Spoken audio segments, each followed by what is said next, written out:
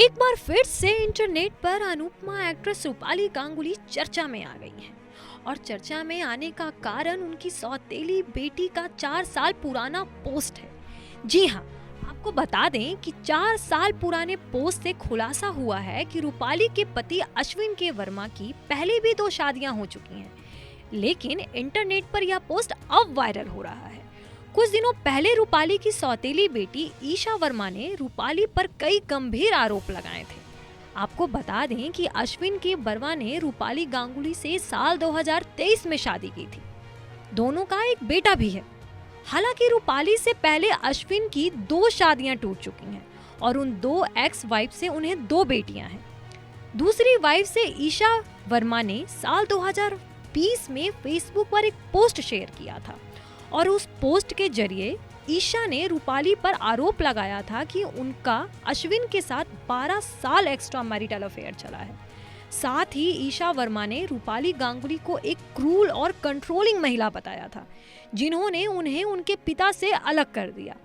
उनका कहना था कि जब भी वह अपने पिता को कॉल करती थी तब रूपाली उन पर चीखा करती थी।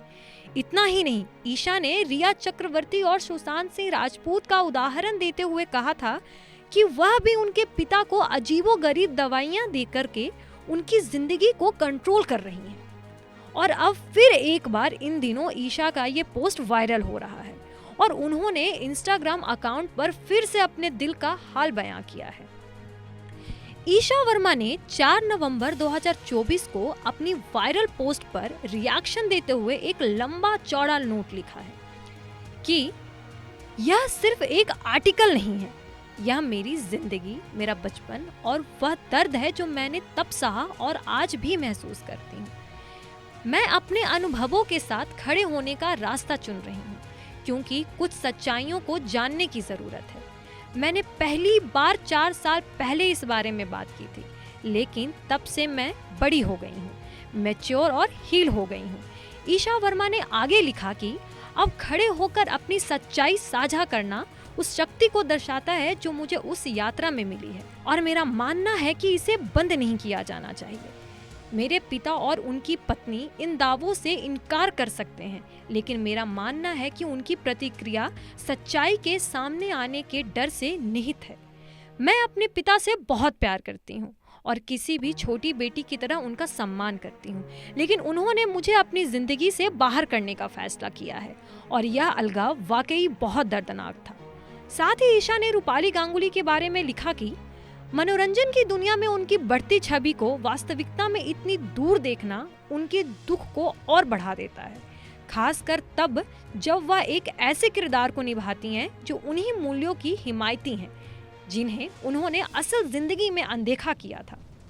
मुझे पता है कि यह बोलकर मैं बहुत बड़ा जोखिम उठा रही हूँ, लेकिन अगर मेरी आवाज आखिरकार सुनी जाती है तो यह मेरे लिए काफी है। साथ ही ईशा कहती हैं कि शायद यह एक और लंबी लड़ाई की शुरुआत है, लेकिन यह न्याय की शुरुआत की तरह लगता है। मैं किसी को भी टूटे हुए परिवार का दर्द नहीं देना चाहूंगी, खासकर मेरे जैसे हालात में।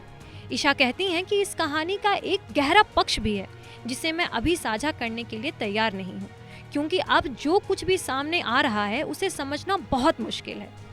अभी के लिए मुझे उम्मीद है कि लोग इस बात को समझ पाएंगे कि इसने मुझ पर क्या प्रभाव डाला है और इसे सम्मान के साथ देखेंगे। और इन सभी विवादों के बाद अश्विन ने अपनी बेटी के आरोपों का जवाब दिया, साथ ही सहानुभूति भी जताई, लेकिन रूपाली के बचाव में खड़े रहे। अश्विन कहते हैं कि मेरी पिछली शादी से बेटियां हैं जिसके बारे में रूपाली और मैं हमेशा खुलकर बात करते हैं।